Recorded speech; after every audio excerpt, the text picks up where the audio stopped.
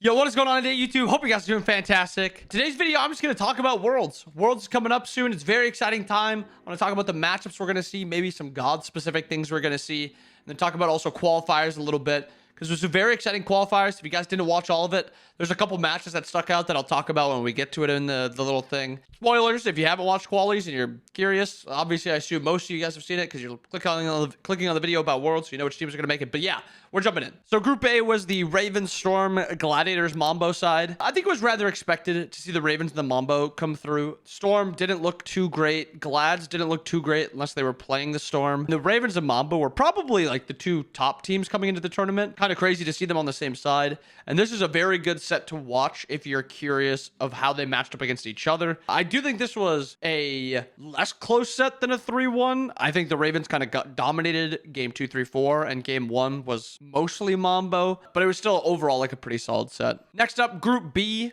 There's the Kings, Scarabs, Hounds, and Wardens. The Hounds actually got eliminated on day 3, I think. They lost the 2-1 to the Kings, which was a very, very good set. This set, incredible, and this set was incredible. And I think your two SPL teams are going to look back to this first day.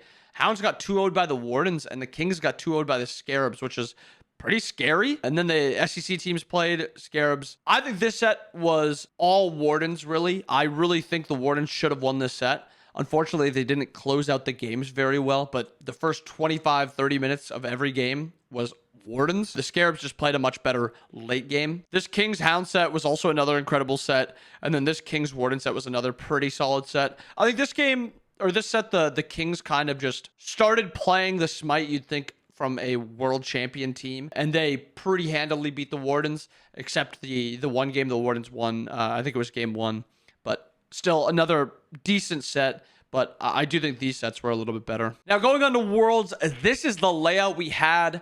The Scarabs were picked by the Ferrymen, and then the Levi's picked the Mambo, Warriors picked the Kings, and the Dragons were left with the Ravens. So this is your 1 seed versus a seed, 2 seed versus 7 seed, 3 seed versus 6 seed, and 4th seed versus 5th seed. All these sets have something that's going to be very interesting to watch. We have Baskin versus Deathwalker in this matchup, which is going to be insane to watch. I'm very excited to see that. Also excited to watch April play again. I think April is probably the most impressive player in the entire tournament because, I mean, we watch SPL a lot. We don't watch EU SEC a lot or NA SEC a lot. So just seeing an EU player play as well as he did. And I also think Silence played very well also. Scarabs team was impressive. They did get, maybe a little unlucky having the Ferrymen choose them because this is by far the best team in my opinion. I would expect a 3-0 here and a 2-0 here and expect the Ferrymen to win. Going on to the next set, the Dragons versus the Ravens.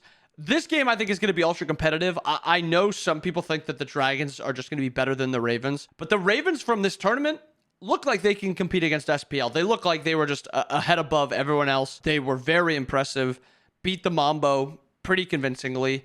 And if I'm the Dragons, I'm a little bit worried about this set. The difference is Ravens play through solo jungle, and the Dragons play through ADC and support. So that's like which side can kind of carry harder. I think it is a very strong ADC meta, but if Scream plays the way he does, and if Haddix can play the way he did in that Mambo set, the Ravens might actually take this. I will say 2-1 Dragons. I just think ADC is a little bit more consistently easy to carry, but I would not be surprised if the Ravens do take this. Going to the next set, Levi's versus Mambo. Levi's are the second best team, and it's by a long shot. I would not be surprised if this is a 2-0 and the Mambo just look outmapped, outplayed, out-mechanicked.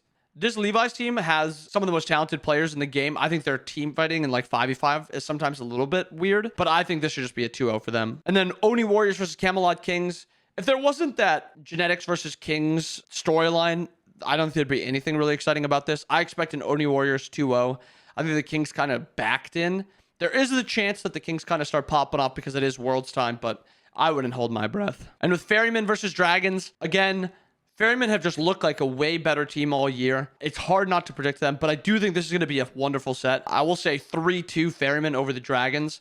I think the Ferrymen just play a style of Smite that is crazy to watch, and it's very fun to watch, and it's very consistent. And I have them as my favorite for a reason, and I have them taking this match. Levi's versus Warriors. I realize I'm literally just choosing the favorite in every game because I'm about to choose the Levi's again. I mean, they're favorites for a reason. I think the Levi's other than a couple sets from the earlier portion of the phase, have looked like the only team that can really compete with the Ferrymen. The Dragons had one set where they kind of competed with the Ferrymen, but I think the Levi's are better than the Warriors, and I think they will show it. I think this is also a bad matchup for the Warriors. Maybe potential for something funky, because if this Warriors team gets hot, they're very hard to play against. But they just still haven't put it all together. And in the finals, the Ferrymen versus the Levi's. This might be one of the best worlds of all time if this is the Ferrymen versus the Levi's. We might get just 5 absolute banger sets. So much tension on both sides. And it makes me excited to kind of see what this Worlds is going to bring. I mean, even these quarterfinal matchups can bring some excitement. Usually quarterfinals are just like, oh, this team's going to win.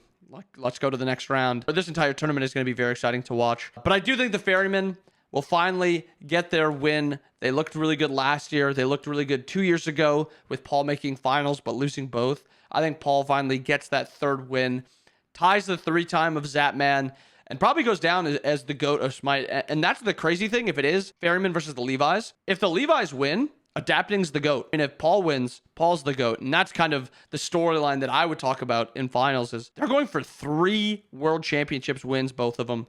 And that's insane to me. But yeah, that's the video. I hope you guys enjoyed it. Hope you guys enjoy the Smite World Championship talk. Let me know down below what you guys think is going to be happening at Worlds, your predictions, and maybe your sleeper team. My sleeper team, I'm going to say, I think the Ravens might be a little surprising. That's my sleeper team. But I hope you guys enjoyed the video. I hope you guys have a wonderful rest of your day. I'll see you guys again next time. Peace.